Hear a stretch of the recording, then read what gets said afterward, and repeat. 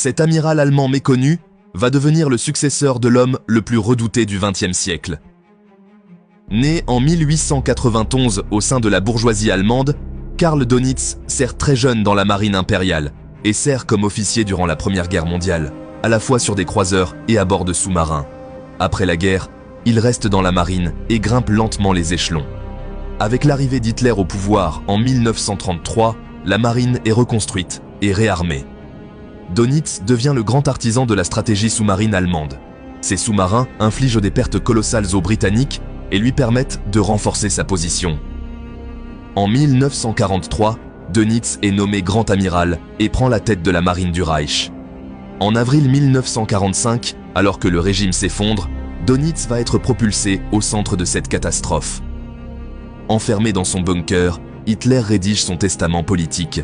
Il écarte son héritier naturel, Hermann Göring, qu'il accuse de trahison, et met aussi de côté le fidèle Joseph Goebbels, qui désire suivre le Führer dans la mort. Finalement, peu avant de mettre fin à ses jours, Hitler désigne Dönitz comme son successeur à la tête du Reich. C'est donc Dönitz qui devient, de façon inattendue, le chef de l'Allemagne. Un militaire, spécialiste des sous-marins, se retrouve à diriger un pays en ruine. Il installe son gouvernement dans la petite ville de Flensburg, au nord de l'Allemagne, près du Danemark.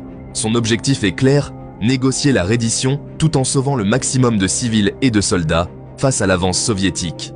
Le 7 mai 1945, son représentant signe la capitulation sans condition de l'Allemagne à Reims, puis le 8 mai à Berlin. Son gouvernement ne survit que quelques semaines. Le 23 mai, les Alliés arrêtent Dönitz et ses ministres, 23 jours après la disparition d'Hitler. Lors du procès de Nuremberg, il est accusé d'avoir mené une guerre sous-marine sans restriction, causant des milliers de morts parmi les marins alliés et les civils. Mais plusieurs amiraux alliés témoignent en sa faveur, soulignant que les méthodes de guerre sous-marine avaient été employées par toutes les grandes puissances. En 1946, il est condamné à 10 ans de prison. Il purge sa peine à la prison de Spandau, puis est libéré en 1956. Après sa libération, Karl Dönitz vit retiré dans une petite ville allemande où il écrit ses mémoires et tente de justifier son action durant cette période sombre de l'histoire. Il meurt en 1980, âgé de 89 ans, quasiment oublié, mais restant dans l'histoire comme le dernier chef du Troisième Reich.